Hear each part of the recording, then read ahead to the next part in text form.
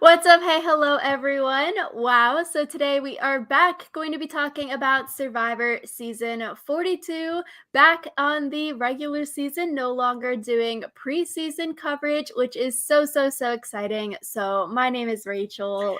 I'm Alyssa, and wow, it's finally here. I feel like we've waited forever for season 42, and now we get it. And I feel like this was a pretty solid premiere episode. I agree. I loved this premiere episode. It was so fun. We got to see so much of like the camp life, what was going on at camp, people bonding and stuff. And I feel like because there was a like medical elimination, which we'll talk about when we get further into the episode, the timing and the pacing for the episode seemed to be better because it was only a single tribal council, but probably similar to season 41, they were going to have two tribals back to back here, like we saw Abraham and then Sarah being voted out in that first episode back to back. So I felt like because there's only one tribal council, the pacing was a lot better here. Yeah, I feel like it was definitely a good way to like get to know some of the characters better, especially because that way we also got to focus a little more on the tribe that was going to tribal council. So it wasn't like trying to juggle everyone as much. We got to focus on one tribe for now. Yeah, rather than flipping back and forth between 12 people, two teams of six, and then both going to tribal and then losing two people, now we just focused on the blue tribe, them going to tribal, and all of that aftermath. And I thought it was really cool for this premiere that every single person had at least two confessionals, which for US Survivor and for Australian Survivor, that is not the case. But for US Survivor, also, sometimes people, get purple. They don't even have one confessional in the premiere episode. So I thought it was great because sometimes people get zero. So Marianne, Zach, and Tori had six confessionals each, which was the highest number that people got this episode. Zach and Tori make sense because they were the two people on the chopping block for tribal council that we saw. And then Marianne also makes sense because she's so fun, quirky, bubbly. So it makes sense that she would get a lot of confessionals because she is such a big character. But I also worry that maybe that means she goes home early because they're like, oh, Marianne is great. We want to see her on the TV as much as possible. And then she goes home early. Yeah, I feel like I I guess I didn't like consciously acknowledge the fact that everyone got confessionals, but I feel like thinking back on it in retrospect, like yeah, everyone did get like pretty decent screen time. I made a joke before we started like podcasting that I wasn't going to be able to remember everyone, but I feel like everyone had like a pretty solid, like you learned something about them. And I agree about Marianne. I'm worried that they're like front loading her kind of the way they did Shan. So we'll have to see. Yeah, so Omar, he had five confessionals, the only person to get five, and then everyone else was like in the 3-4 range. And then Chanel, Jonathan, Lindsay, Mariah, and Swati all had two confessionals, so they were at the lower end of things. And then for people with intro segments, so for me, an intro segment would be like they had that like voiceover, and then they also had the video clips or photos from their home life. So Swati, Mike, Roxbroy, Jackson, Daniel, and Mary Ann all got intro segments. So that could mean that they're going far, or similar to like Sarah getting an intro segment in the premiere last season and then she got voted out in that first episode. Maybe it could mean that they're introducing these people because maybe one of these people might go home next week. So they wanted to give you some information. So I guess that's something to note with the editing. So those are the people that we got intro segments from, and then the people that had a lot of confessionals versus little confessionals. Yeah, and I feel like at this point it's kind of hard to tell whether it's like you're getting a lot because they're a big character or getting a lot because they're going to go home. So hopefully next episode we'll be able to kind of see a little more which way it's going to lean. I hope. Yeah, it's like, oh, you're either going home soon, so that's why they're giving you content, so it's not random, like, who the heck is this person getting voted out? Or it means maybe the winner pick got their intro segment at the beginning, but hard to tell. Erica didn't really get much screen time until the merge of her season, and then she won, so hard to tell but for that. But another thing, I really liked Omar's like emu ostrich shirt. It was so fun. I want one. It reminded me a lot of King George from Survivor Australia having a dog pattern shirt. I'm like, I love it. That's such a fun shirt. I didn't even recognize that was like the pattern on his shirt. I just thought it was a fun like Hawaiian shirt. So Oh, he had a separate one. He had like the Hawaiian looking one in like the first, and then later on he was wearing like a tie-dye emu ostrich shirt. okay, so I didn't totally miss out. Okay. Next time. It's a great shirt. It was so fun. I will pay extra attention to his shirt. Yes. So we start off with the first reward challenge of the season. It was split into separate groups. The first group, you had one person from each of the teams racing to get paddles. Second group, same thing. And then you had to go on your little boat to go and get sticks. And then you have to come back and try to tie the sticks together to get a flint. So in the first group running, we had Jonathan, Daniel, and Tori. The second group running, we had Lindsay, Drea, and Hai. And the second group was a little bit different from that first group because these three, they had to wait for all three players to get to the area, and then they had to either secretly all three work together to get an advantage or choose not to do that.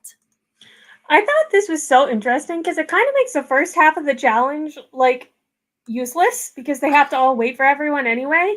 And so Daniel fell for nothing. I was gonna say, poor Daniel dislocated his shoulder for no damn reason.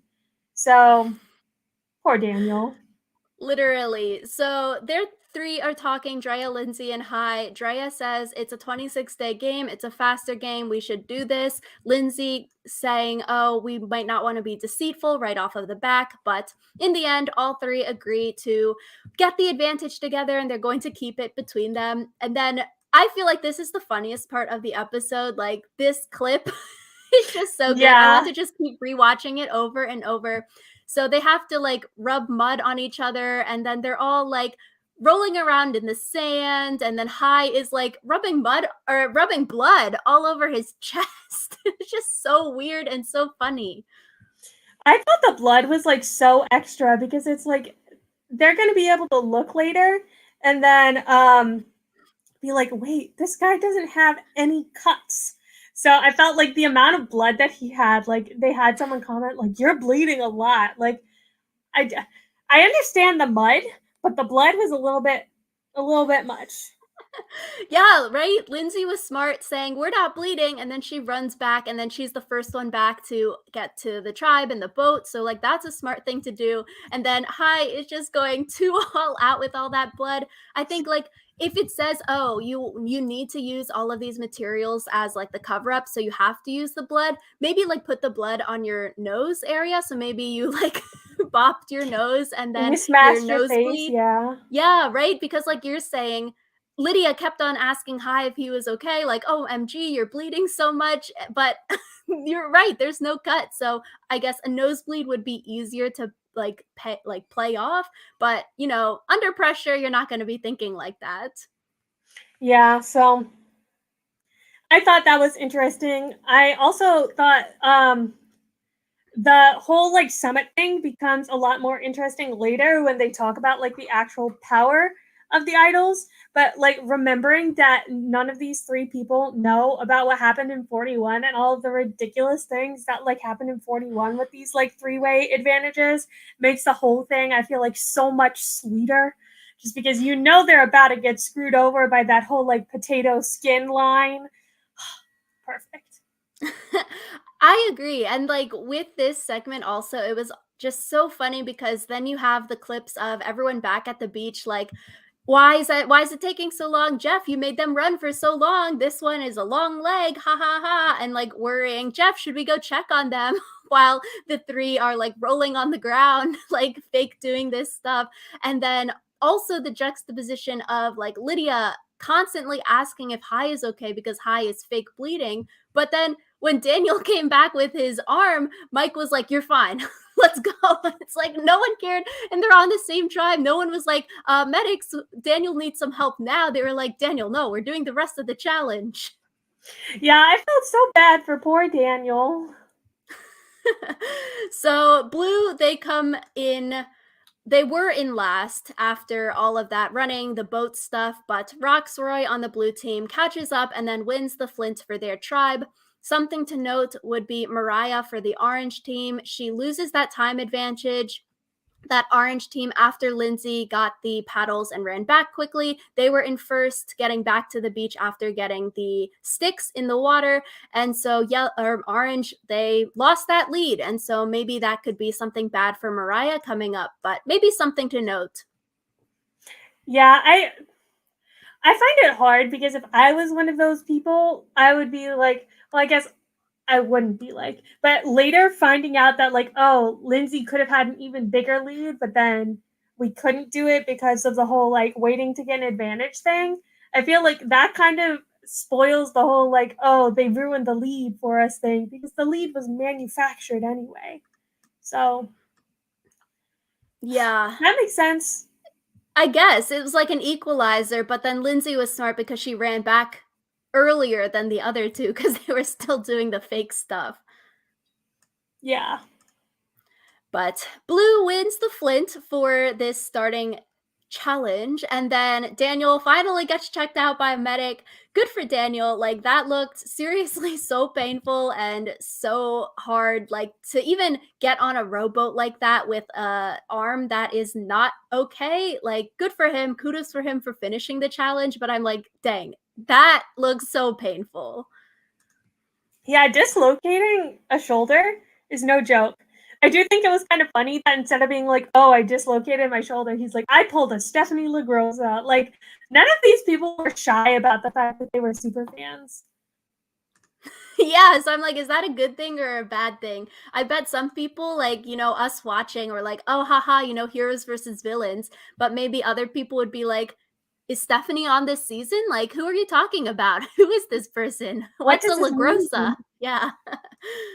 So Daniel gets checked out, pops it back in, and then sort of skipping around, but to keep it in some kind of nice order from seeing Hi, Drea, and Lindsay get that advantage, we see some about the advantage amulet, which was a little bit confusing on the show, but it makes sense after if you like read articles about it. But you basically you have to play this advantage when there are the other amulets still in the game, and when there are fewer amulets, then you gain more power. So if 3 people come together and you play this thing together, you get an extra vote. If 2 people come together, you get a steal a vote. And if one person is the last person standing, then they get an immunity idol.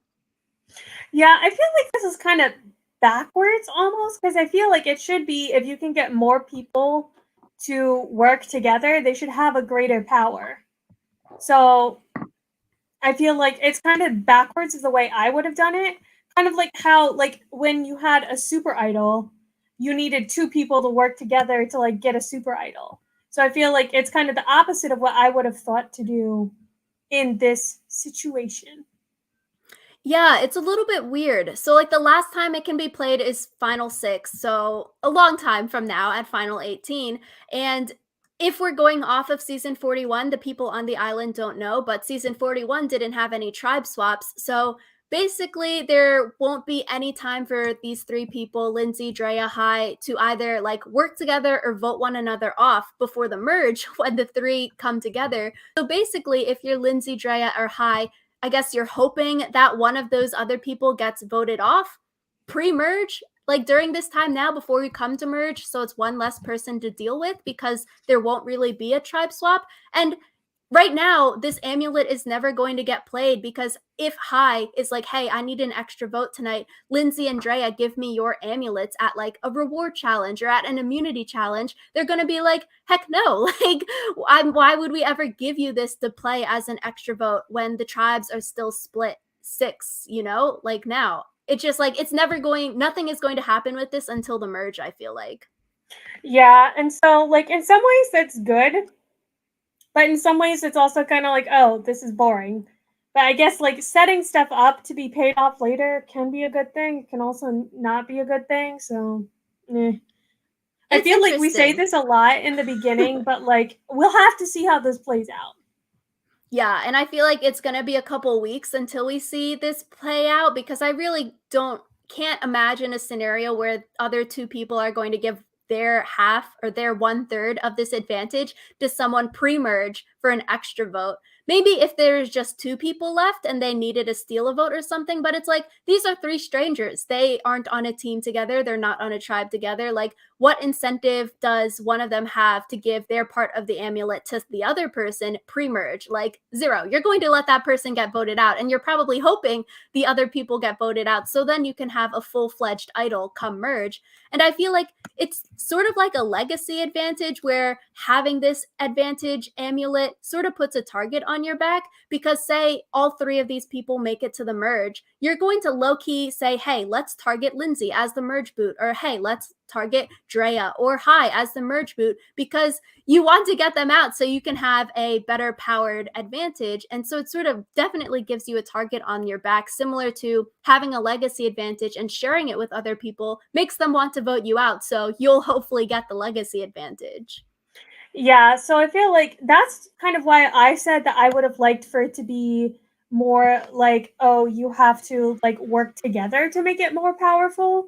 Because, like you said, now they all have incentives to vote each other out instead of having incentives to work together. So Yeah, I guess it would be interesting, like a super idol, if 3 people playing it together would be an immunity idol, and then you have something like a Ty and Scott scenario where Ty doesn't give it up when Scott wants it, and maybe it could be played after the votes are read or something like that. Like, that would be insane because 3 people are never going to come together. It'd be good TV. exactly.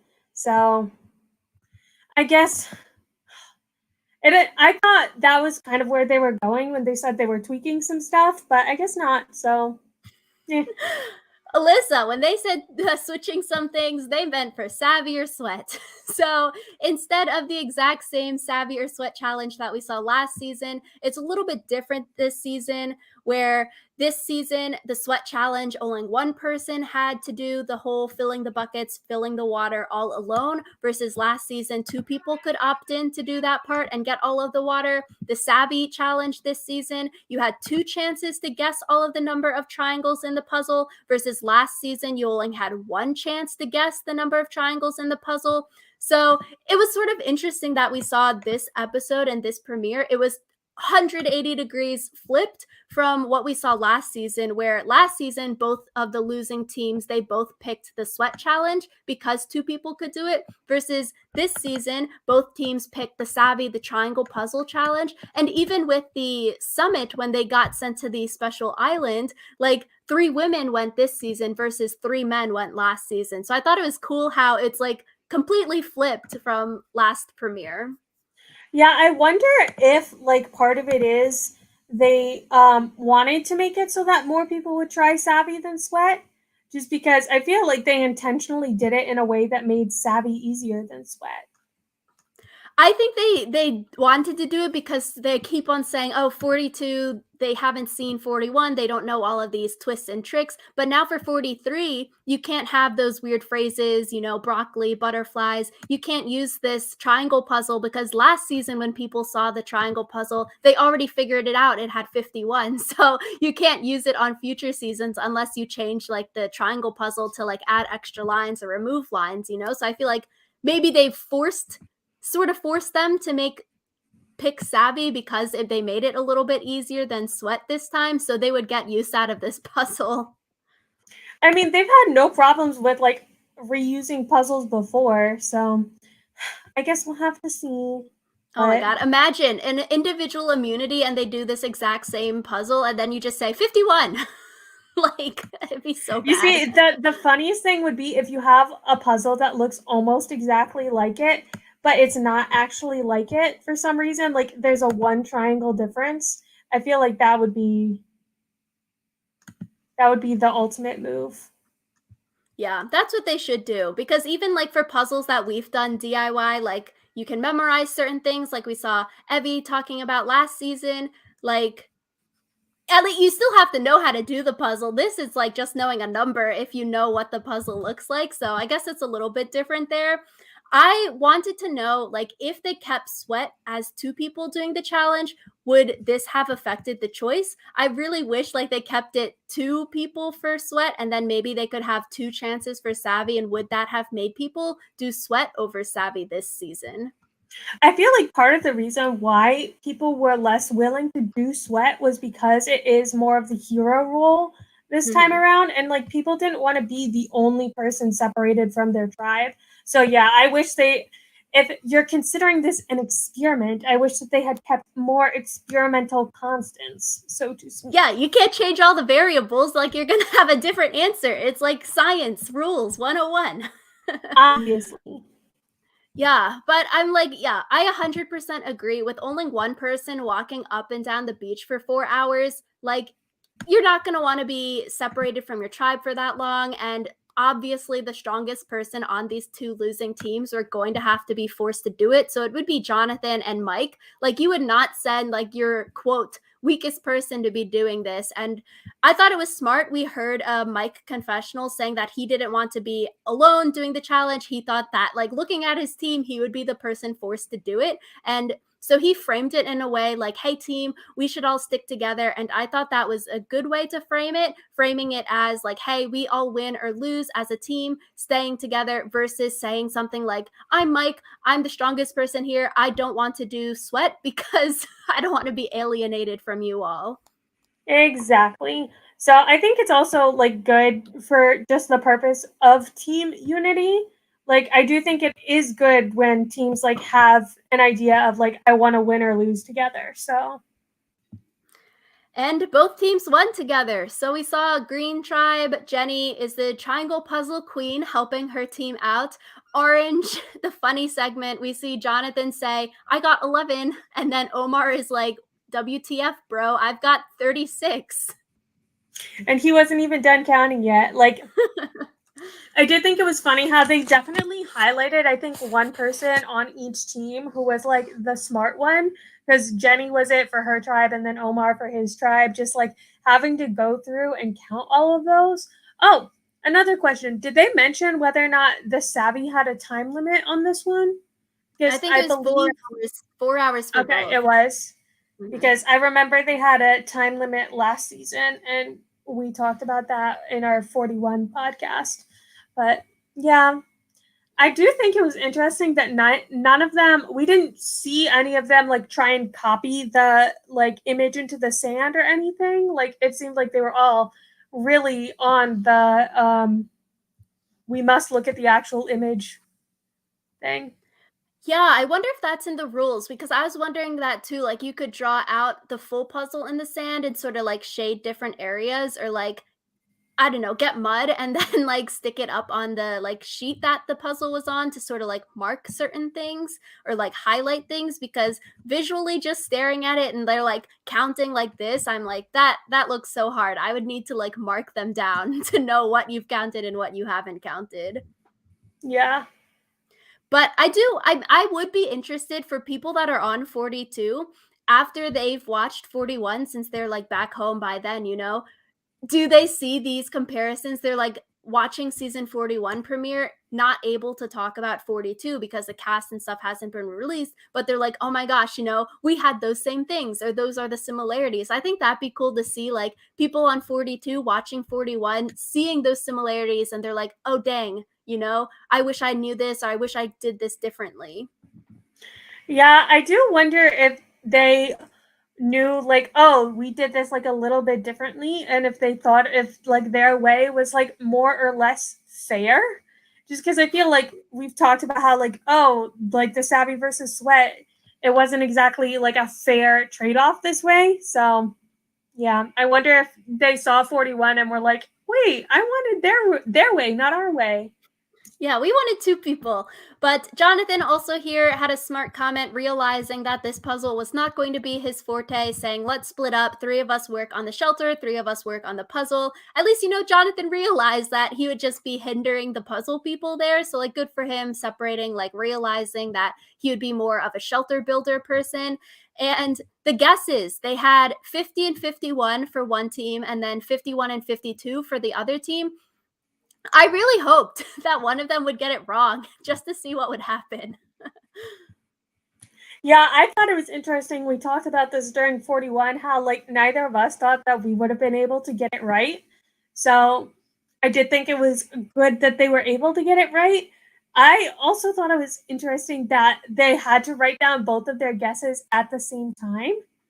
They couldn't like write one down and then be told like, oh, it was wrong, and then go through it again. And like I get it because they just like pulled back a thing that showed them the number. So it wasn't like they could be like, oh, we're taking our guess, looking at the number and then guessing a second time. But yeah. Yeah, I wanted to see what would happen with the punishment. So, alas, the guess was not 50. The right answer was not 50 or 52, which would have made it funny and interesting, but it was 51. So, both teams got it right. They got to celebrate, which was also cute and fun to see. Like, hey, we're not going to be like without a machete and stuff like that. So, that was a good moment for the two teams. Yeah, it was it's always nice to see them like happy, I guess. So Yeah. So we go into the Shipwheel Island segment. Marianne volunteers to go to the island. Jenny draws the shortest straw to get sent to the island. And then Drea loses rock, paper, scissors to go to the island. Like I mentioned, it was interesting because last season, 3 men went. This season, 3 women went in the premiere episode. So they walk up the hill, they get to chat, and then they make the risk or protect decision. And I feel like last year when we were talking about this, we were thinking you should always be risking your vote here, because you don't know if you've lost your vote or if you still have your vote until you get to tribal council. Like we saw, Drea didn't know until she got to tribal. So you're strategizing around not having a vote anyway. Like you're not going to commit to something that isn't going to be a majority because you don't know if you have your vote or not. So it makes more sense to always risk it here because you're going to strategize around not having a vote anyways. yeah, I do think I think it was Jenny who said like, "Oh, I think the other two are going to have risked their vote, so I'm going to protect mine." And I'm like, "Bestie, you do realize you just handed these two people like idols, right?"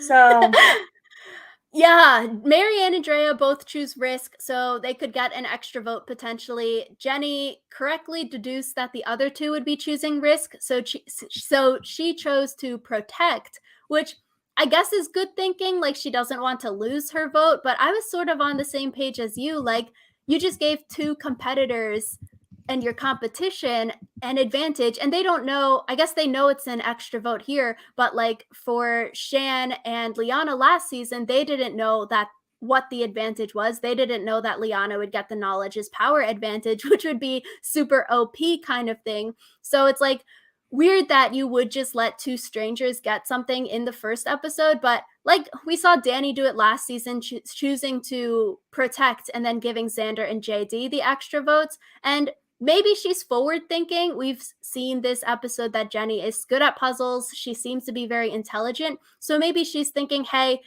come merge time or a tribe swap, I'm going to go up to Marianne and Drea saying, hey, I chose protect at the Idol Summit. So because of this, I know that you have this extra vote. Let's work together. Like I helped you. Like I scratched your back, you scratch mine now. Let's work together with this extra vote. Sort of blackmailing them, maybe, but also maybe it could be like an alliance member in the future because you know, they know, you know that you have this advantage. I lost you with all of the they knows and you Yeah, knows. I confused But myself.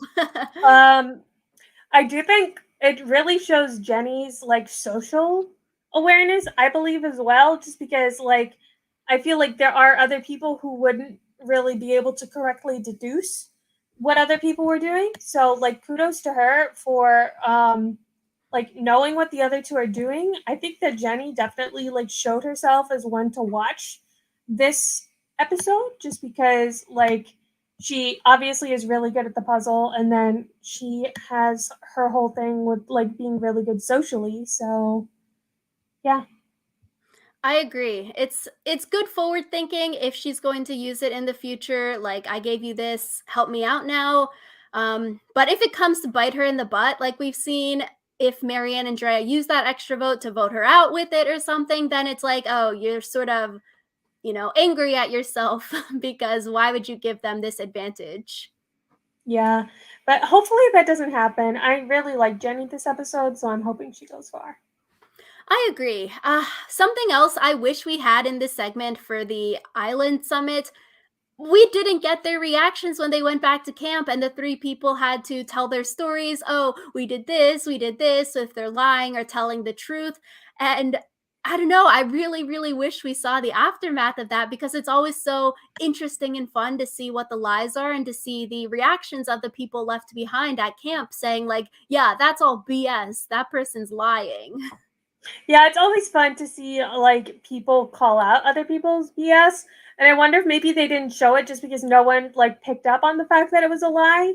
And so it kind of would have been a boring segment. Yeah, I guess some inklings that we heard from Jackson's exit interview, he said that the Orange team that they were worried when Marianne left and wanting to target Marianne, so maybe that could be bad for her. Same with Zach's exit interview. He was saying that Drea's lie was really bad and that Drea basically just said, yeah, we went on this long hike and then there's nothing at the top and then we came back. That was not a good lie, but okay. Yeah. So I'm like, I would have loved to see people's reactions on the island of like, what the heck, Drea? There's no way you just hiked up a hill, like a mountain, and then you came back. Like, what was the point then? Yeah. Unless you like framed it as like, oh, this was just supposed to be a bonding experience for the other tribes. They want us to get to know other people from other tribes. But even then, that would be a little sus. Yeah, it's like if anyone ever goes off alone to these kind of retreats with other teams, it's like, something is there. They're not going to just send you on a hike for no reason. Yeah. So you really would think that people would like get better at lying. I thought it was interesting that during the first reward challenge when they like had to lie about like the whole advantage thing, they were told what lie to use.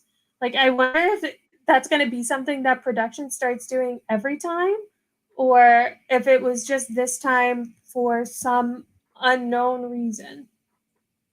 Oh, I guess I hope not, right? If they like manufacture lies, like they're saying, hey, you have to say this phrase, like, the butterfly potato phrases.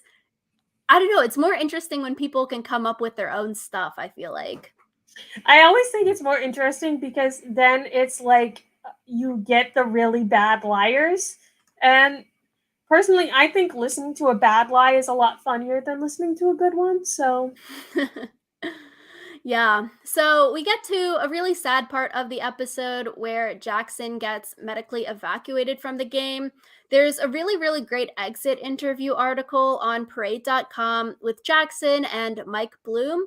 I really recommend reading that. It has a lot of answers to questions that you might have. Jackson was very open in it. Mike Bloom did a great job asking questions that a lot of the fan base has been wondering about. So we'll have that linked in the description after this podcast is done live, kind of thing. So I definitely recommend reading that, but definitely, like, we're not going to debate Jackson's medical history. That's not our place. Not going to debate production's choices or anything like that. But it does make sense for Jackson's safety to be removed from the game. It's just a really, really sad situation all around. yeah, and I hope that Jackson gets to come back in just because it was like I think technically a medical evacuation and not a quit. So, I hope that he gets to come back in hopefully when his medical history has like cleared up, stabilized, whatever, so that he can actually like play the game.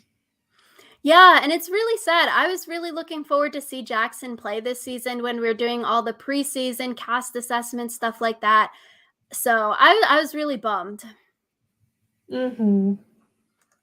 So we go into the immunity challenge.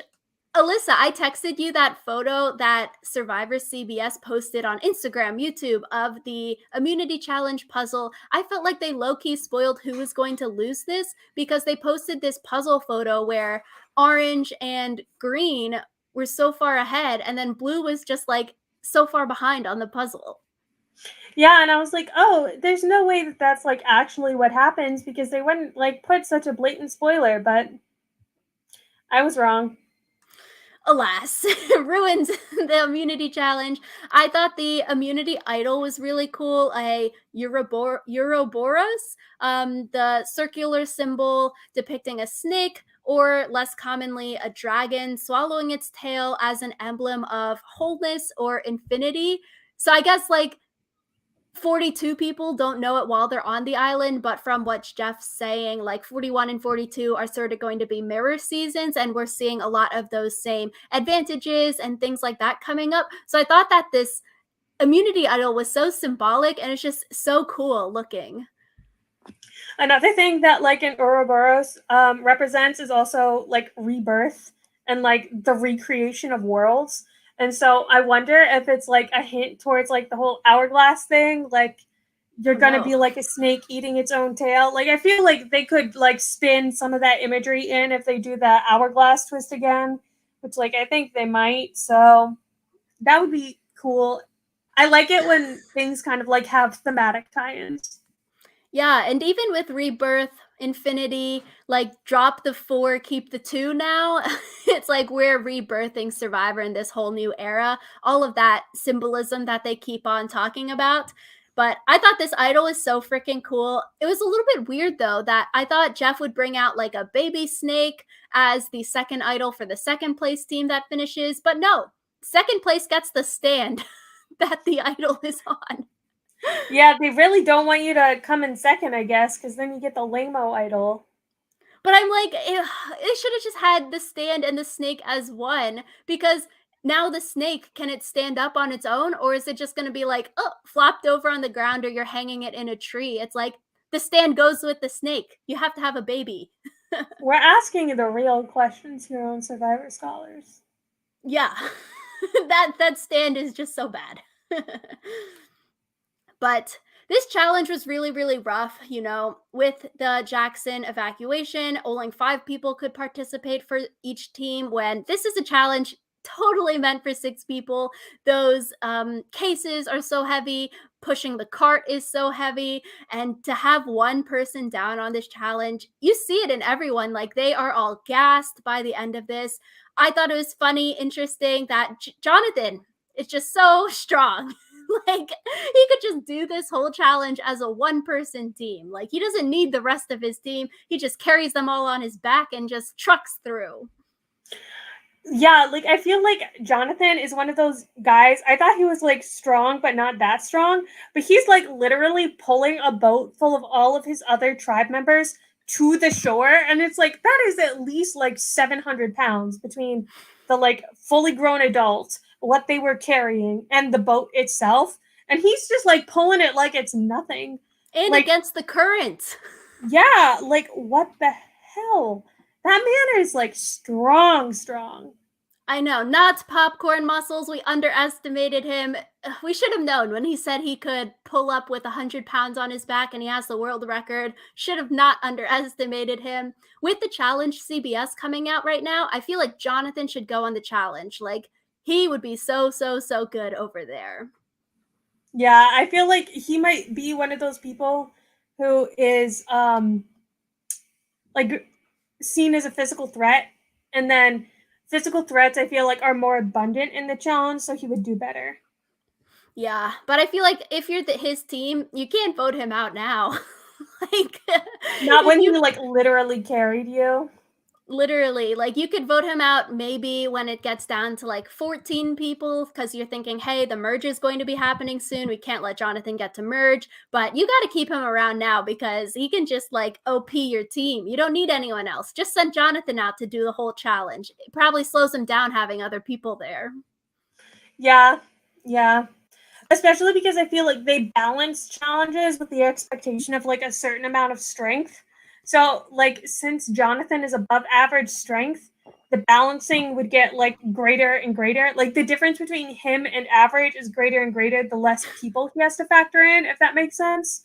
So, yeah, this is a Jonathan Stan account now, I guess. Yeah, Superman, I guess. But Orange team gets first, where Omar and Marianne were on the puzzle. That's something to note that they're good at puzzles. Green team gets second with Jenny and Daniel on the puzzle. And then blue team gets last. Not really Swati and Zach's fault on the puzzle for like losing the puzzle because they were so far behind to begin with. Like, you need one team to like mess up super bad on the puzzle for you to catch up, but this puzzle isn't really necessarily an equalizer because once you get the hang of things and it's split up into sections, it's not like if you mess up at the beginning part, you can't get the end part, but it's like you're filling out this puzzle by sections. It's harder to catch up on unless one team is just so bad and can't even figure it out. Yeah, I thought it was interesting because like Zach and Swati were both like, "Oh, it's totally my fault because I was on the puzzle," and I was like, "Guys, this is not where you like fess up to being the one at fault. You should have been like, oh, we were already behind. I tried my best, but there was just too much of a deficit. Like, come on." And I thought it was interesting when we saw them doing the puzzle where Zach and Swati, they had like the puzzle is split, like there's like a darker section on one side and a lighter section on the other. And they were like both sort of doing the puzzle separately, where we saw in the end scenes, like some of the lighter blue colored blocks were in the wrong section. It was the darker colored block section. So it's like, it just reminded me because they're both really intelligent student aged people. Like it reminds me of like smart people trying to do like a group project and then they just do the whole group project alone because they don't trust the other people on their group project to do any part of it. So like they micromanage everything and like my way is the best way and do the whole group project themselves. Yeah, which doesn't really work on Survivor. So I guess they're gonna have to learn how to play nice with other people. Or I guess Swati will. Zach doesn't have any time left to learn. Teamwork.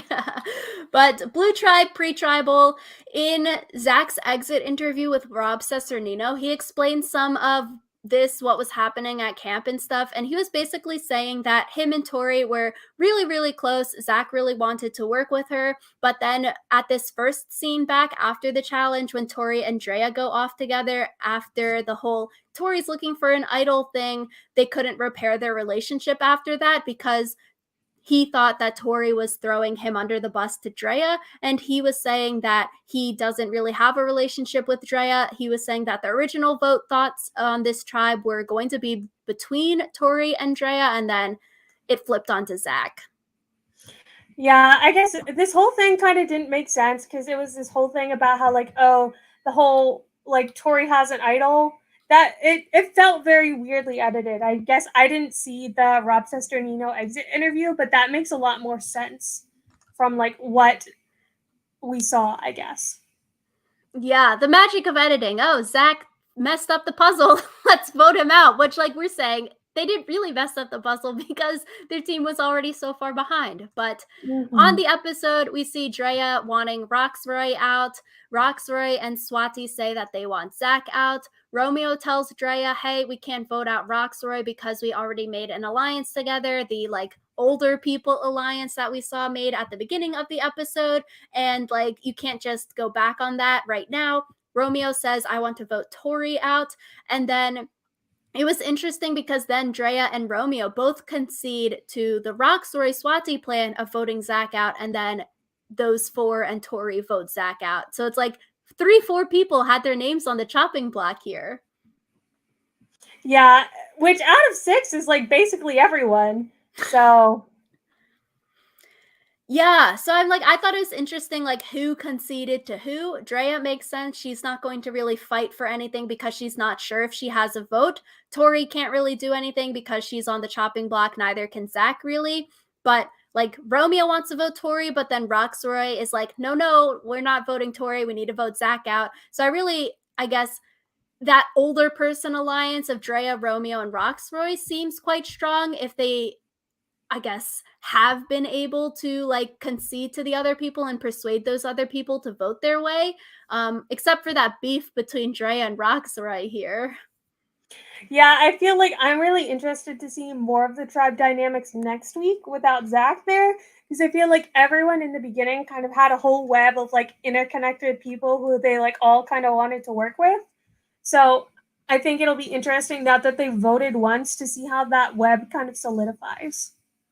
Yeah, and it makes sense for Romeo. Like, even though him and Zach had the skinny dudes alliance, like, you're not going to stick your neck out too much if the a majority of people want to vote Zach out. Like, it's day 3. You're not going to be like, no, we're not voting Zach out, because then they might just be like, let's vote Romeo out. He's being annoying. Like, why are you trying to go against the plan kind of thing? So it really reminds me of like the first vote in Heroes, Healers, Hustlers, where Chrissy could have saved Katrina, but then chose not to. It's like, you're not going to rock the boat this early, but I just see so many people online are like, Romeo's so bad. Why wouldn't he save Zach? They have an alliance. But it's like, why would you rock the boat that early? Especially because it wasn't like they had a particularly strong alliance. Like their alliance was just like, hey, we're both skinny dudes. Which like, yeah, it's something. It's better than not having an alliance, especially if like that was the difference between one of them going home or not. But like you said, rocking the boat is a lot more, I guess, disruptive than like so Especially the first vote. Like, in a couple days, weeks further down the line, when it gets into the nitty gritty, like, you're going to want the rock the boat more to get your way. But now, like, day 3, if you rock the boat now, you might get voted out next time, because they're like, why does Romeo want to save Zach so much? Like, they got something going on. Like, we need to split this up. They're both being weird and sketchy. Like, we need to put a stop to this. yeah. So rip to Zach. Yeah, Zach, tribal council, plays the shot in the dark correctly, because even if he voted, it would have been 5-1. So played it correctly. So good for him for getting that vibes of, hey, let me get this extra chance to be safe potentially. I thought it was interesting how we only saw one person use the shot in the dark last season, and it was midway through the season, versus this time we are seeing it in the first episode, which low key, I sort of wish that the shot in the dark worked and Zach was safe, because I wanted to see what would happen next. Like, we haven't seen a shot in the dark work yet, so I sort of want to see what happens. Well, I feel like we haven't seen a shot in the dark work yet, just because statistically it wouldn't make sense for it to work yet, because only 2 have been played. On 1 of 6 odds, it would have been, there's a 1 in 3 chance that either of the 2 would have been played correctly. So I think that they should have rebalanced the shot in the dark, because a 1 in 6 chance is not enough to, I guess, risk your vote in a lot of cases. Like for And I Zach, feel it like would have made sense because it's like 5-0. But if it would have been a 3-3 split, then maybe you don't, because it's not worth the extra risk. And I feel like we talked about that a lot last season when this shot in the dark twist first came up. Like, the ways that you can use it and use it successfully are so niche that people don't really use it. Like, we've only seen it twice now in these 2 seasons. Maybe we'll see it a lot more in the upcoming seasons. But I guess we know that the shot in the dark isn't rigged, because they could have rigged it to save Sydney. They could have rigged it here to save Zach if they really wanted us to see this shot in the dark work. But we know they're not rigging it, so they're letting it go to chance, fate, letting them get the not safe scroll. I guess it's like maybe they still could rig it, but they're just waiting to make it less obvious. Because I feel like if it had worked the first time on Sydney, everyone would have been like, oh, it's rigged. So we're watching you, Survivor producers. Oh, maybe like the Deshaun goat, the Monty Hall problem Deshaun got. We were saying maybe there's a trap door in the bottom of the box where Jeff could have clicked a thing and it would show the skull or the fire. You're right. They're gonna rig it in the future, maybe. But I feel bad for Zach as a super fan, especially as like a young person. Got to be hard to go on your favorite show and then to be voted out first. It's like, it seems like he's handling it well, but I know, like, I would be like teared up about it. It'd be terrible. I think that like part of it is his super fandom is part of why he got sent home. So just because I feel like he didn't necessarily have like the social skills to back up the game that he wanted to play. So Yeah, I feel like if Zach came back in like a couple years, like, you know I don't know, 25, 25 or later, I think it could be really good. Like we've always been saying about the younger people, especially people that are still in college. It's a lot different once you graduate college.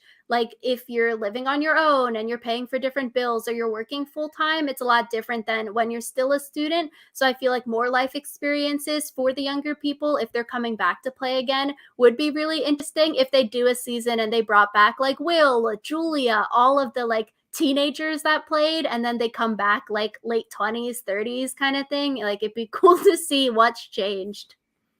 Yeah, it would be, especially just because I feel like we say all the time in our cast assessments, like, oh, this person has a lot of potential, but their age is probably going to hinder them. Yeah. And I do wonder, like, for Zach, everyone online is like Adam Klein 2.0. I do wonder, similar to like we've talked about with like Jason Linden being called Stephen Fishback on his season, and then people voting him out because they don't know him, but like even other teams are calling him Stephen Fishback.